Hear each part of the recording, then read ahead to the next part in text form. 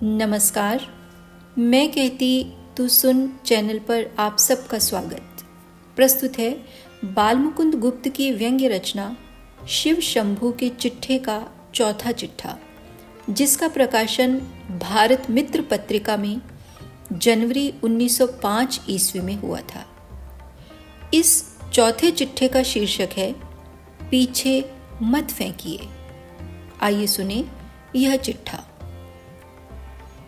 My Lord, 100 साल पूरे होने में अभी कई महीनों की कसर है। उस समय ईस्ट इंडिया कंपनी ने लॉर्ड कॉर्नवालिस को दूसरी बार इस देश का गवर्नर जनरल बनाकर भेजा था। तब से अब तक आप ही को भारतवर्ष का फिर से शासक बनकर आने का अवसर मिला है। 100 वर्ष पहले के उस समय की ओर एक बार दृष्टि कीजिए। तब में और अब में कितना अंतर हो गया है, क्या से क्या हो गया है। जागता हुआ रंक अति चिंता का मारा सो जावे और स्वप्न में अपने को राजा देखे, द्वार पर हाथी झूमते देखे, अथवा अलिफ लैला के अबुल हसन की भांति कोई तरल युवक प्याले पर प्याला उड़ाता घर में बेहोश हो और जागने पर आंखें मलते मलते अपने को बगदाद का खलीफा देखे, आलीशान सजे महल की शोभा उसे चक्कर में डाल दे, सुंदरी दासियों के जेवर और कामदार वस्त्रों की चमक उसकी आंखों में चकाचौंध लगा दे और सुंदर बाजों और गीतों की मधुर ध्वनि उसके कानों में अमृत ढालने लगे, तब भी उसे शायद आश्चर्य न हो जितना 100 साल पहले की भारत में अंग्रेजी राज्य की दशा को आजकल की दशा के साथ मिलाने से हो सकता है। जुलाई सन 1805 ईस्वी में लॉर्ड कॉर्नवालिस दूसरी बार भारत के गवर्नर जनरल होकर कलकत्ते में पधारे थे। उस समय ईस्ट इंडिया कंपनी की सरकार पर चारों ओर से चिंताओं की भरमार हो रही थी। आशंकाएं उसे दम नहीं लेने देती थीं। हुलकर से एक नई लड़ाई होने को थी, सेंधिया से लड़ाई चलती थी, खजाने में बरकत ही बरकत थी, जमीन का कर वसूल होने में बहुत देर थी, युद्ध स्थल में लड़ने वाली सेनाओं को 5-5 महीने से तनख्वाह नहीं मिली थी, विलायत के धनियों में कंपनी का कुछ विश्वास न था।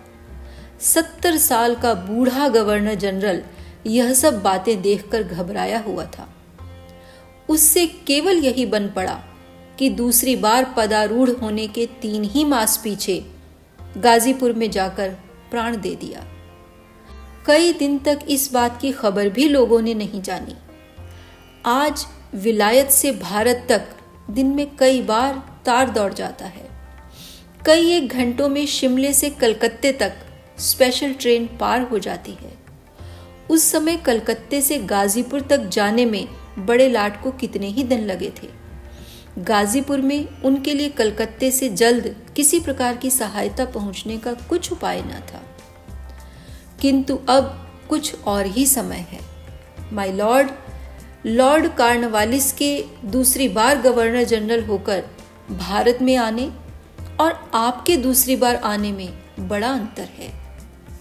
प्रताप आपके साथ साथ है। अंग्रेजी राज्य के भाग्य का सूर्य मध्याह्न में है। उस समय के बड़े लाट को जितने दिन कलकत्ते से गाजीपुर जाने में लगे होंगे, आप उनसे कम दिनों में विलायत से भारत पहुंच गए। लॉर्ड कॉर्नवालिस को आते ही 2-1 देशी रईसों के साथ लड़ाई करने की चिंता थी। आपके स्वागत के लिए कोड़ियों राजा रईस बंबई दौड़े गए और जहाज से उतरते ही उन्होंने आपका स्वागत करके अपने भाग्य को धन्य समझा। कितने ही बधाई देने कलकत्ते पहुंचे और कितने और चले आ रहे हैं। प्रजा की चाहे कैसी ही दशा हो, पर खजाने में रुपए उबले पड़ते हैं। इसके लिए चारों ओर से आपकी बड़ाई होती है।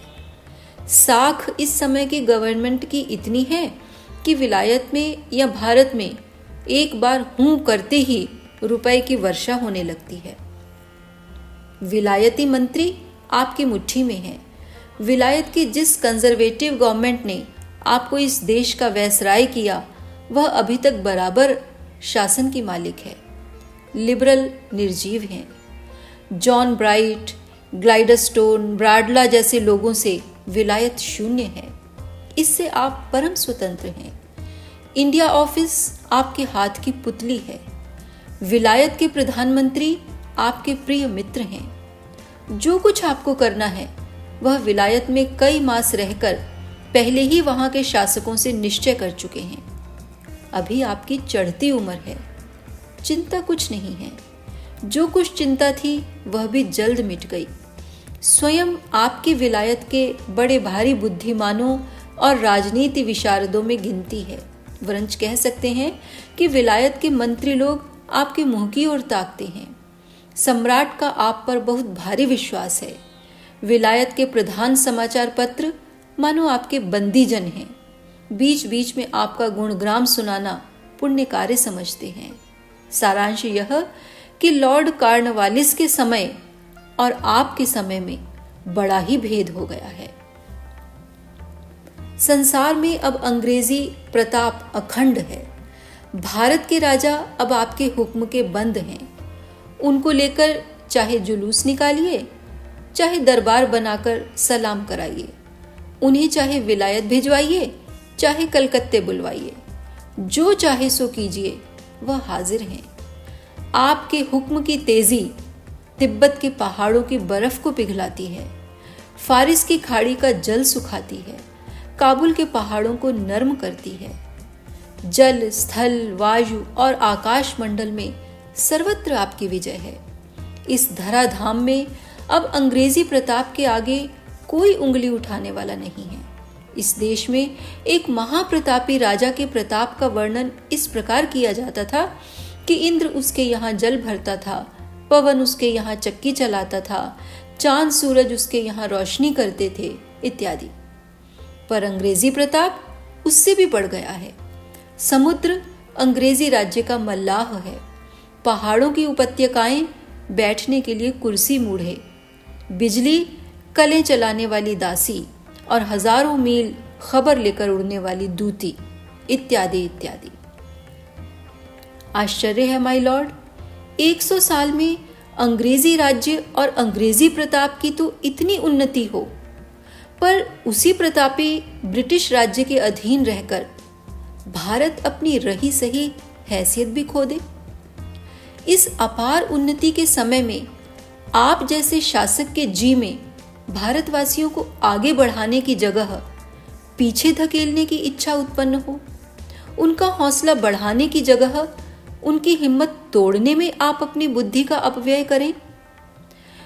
जिस जाति से पुरानी कोई जाति इस धराधाम पर मौजूद नहीं, जो 1000 साल से अधिक की घोर पराधीनता सहकर भी लुप्त नहीं हुई, जीती है, जिसकी पुरानी सभ्यता और विद्या की आलोचना करके विद्वान और बुद्धिमान लोग आज भी मुग्ध होते हैं, जिसने सदियों इस पृथ्वी पर अखंड शासन करके सभ्यता और मनुष्यत्व का प्रचार किया, वह जाति क्या पीछे हटाने और धूल में मिला देने के योग्य है? आप जैसे उच्च श्रेणी के विद्वान के जी में यह बात कैसे समाई कि भारतवासी बहुत से काम करने के योग्य नहीं और उनको आपके सजातीय ही कर सकते हैं? आप परीक्षा करके देखिए कि भारतवासी सचमुच उन ऊंचे से ऊंचे कामों को कर सकते हैं या नहीं जिनको आपके सजातीय कर सकते हैं। श्रम में, बुद्धि में, विद्या में, काम में, वक्तृता में, सहिष्णुता में, किसी बात में इस देश के निवासी संसार में किसी जाति के आदमियों से पीछे रहने वाले नहीं हैं।